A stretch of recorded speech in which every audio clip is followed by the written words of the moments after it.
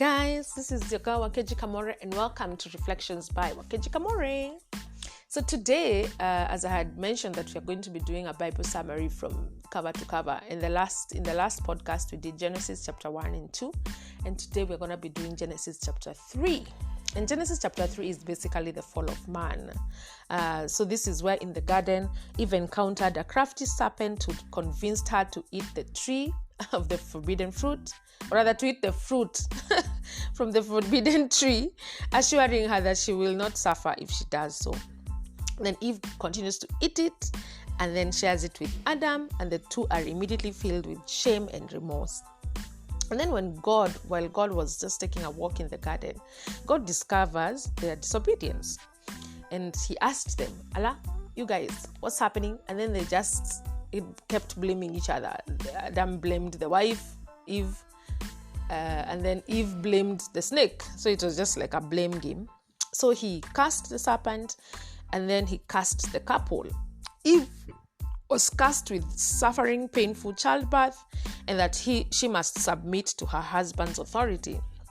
And then Adam was cursed to toil and work the ground for food. And then the two are subsequently, big words in the morning, you guys. It is 6 a.m. and I'm dropping big words. They were subsequently banished from the Garden of Eden. So anyway, that I feel like that's a story that most people know, again, because it's Genesis, and that's where we always start while we are reading the Bible the whole year. So this is a story that you will have covered before your nini goes south.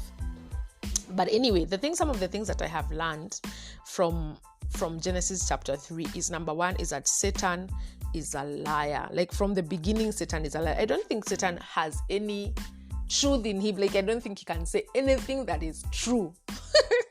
So let me tell you where I get that from. So it says, this is Genesis chapter 3, verse 1 to verse 1. Actually, verse 1. It says, now the serpent was more crafty than any other beast of the field that the Lord had made.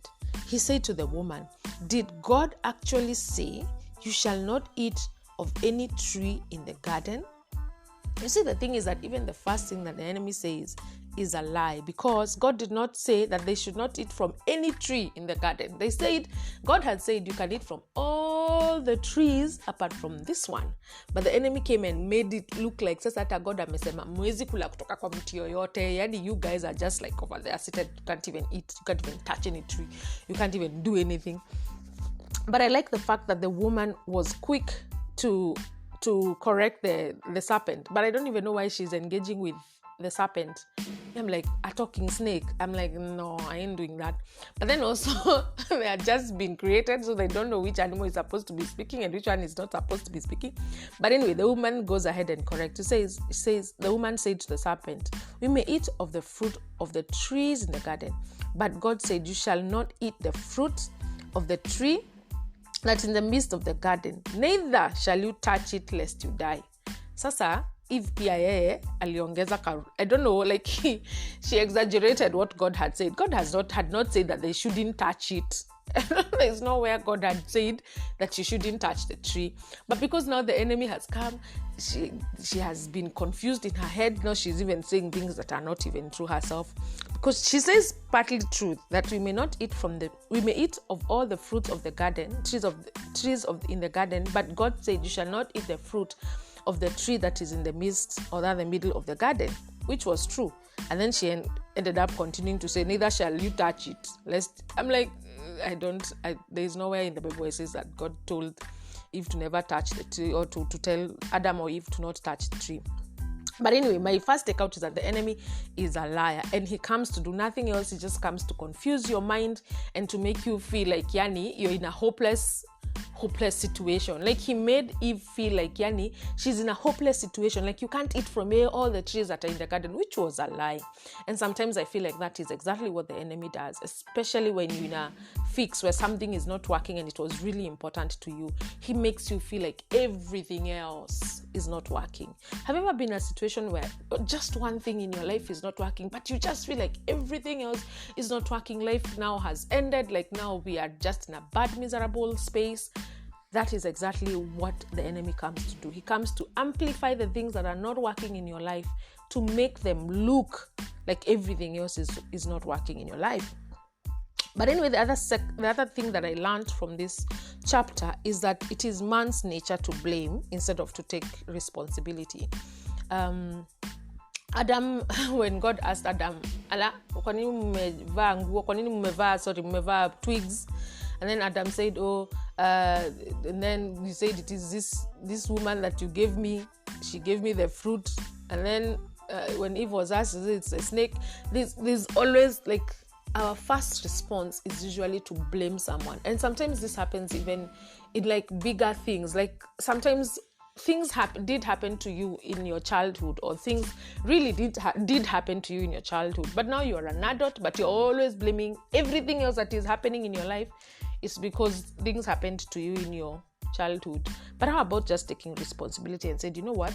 Yeah, probably things happened to me in my childhood, but I can go and see a therapist and I can sort this thing out so that it doesn't have to happen again, or I don't have to keep blaming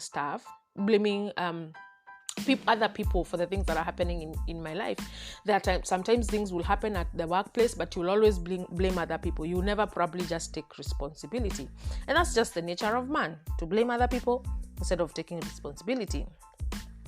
The other thing that I learned is that God still had a plan to redeem us, as he promised, because in Genesis chapter 3, he actually promised to send his son Jesus. And this comes right after the curse where he says, when he's cursing the snake, and let me just look for it, and it says, the Lord said to the serpent, because you have done this, cursed are you above all the livestock and above all the beasts of the field, and your belly on your belly shall you go, and dust shall you eat all the days of your life. I will put an enmity between you and the woman, and between your offspring and her offspring. He shall bruise your head, and you shall bruise his heel. In this specific verse where it says that he shall bruise his head, the Bible is actually speaking about Jesus Christ and how he will come and he will atapatia shetani kichapo cha mbwa. That's what I like to call it. Atapatia shetani kichapo cha mbwa. And yeah, like he actually is speaking of the promise of sending his son, and how his son he will rescue us. So God still had a plan, even when he's about to kick people out of the Garden of Eden. He had a plan to restore us to himself. He had a plan to rescue us and to redeem us. The other thing some of the things that I would like to apply from this Genesis chapter 3. Wait, sorry guys, let me just go back to the takeout. The other takeout that I had from Genesis chapter 3 is that God is still merciful even in his punishment. Before God removed Adam and Eve from the Garden of Eden, he actually covered them with the skin of an animal. He actually was being merciful even in the punishment. The Bible says, this is in chapter 20, verse 20, chapter 3 verse 20 says, the man called his wife's name Eve because she was the mother of all living, and the Lord God made for Adam and for his wife garments of skins and clothed them. So before he put them out from the garden, he actually clothed them. He clothed them with skin. And God is merciful even when consequences are happening to us, because there's always consequences for the things that we do. Even when consequences are happening to us, God is merciful and God is still just. God still cares about us. So those are some of the takeouts that I had from Genesis chapter 3. And one of the two ways I think I would like to apply the things that I have learned is to just never believe everything that the enemy whispers in my thoughts, because as we have seen, he has no capacity to tell the truth, number one. So everything that he tells you, just know it's a lie. So the opposite is the truth. So if he tells you, Aki, you will never be, just know the opposite is the truth. So you will be. If he tells me, sometimes like right now, the things that he's whispering is that it's January and now my apartments will not have guests. And honestly, I've like now the guests that were in December have now started leaving. Like the guys that had taken the houses like long term have started leaving, and sometimes I wake up like I panic because I'm just like, yeah, you guys, I have rents to pay, and now I'm looking for long term guests, and the devil can come and whisper, ma, it's now January, ata hutakuwa na guests, now your houses will just be like without guests, and then you'll have to look for money from your pocket to pay rents and to pay all the bills.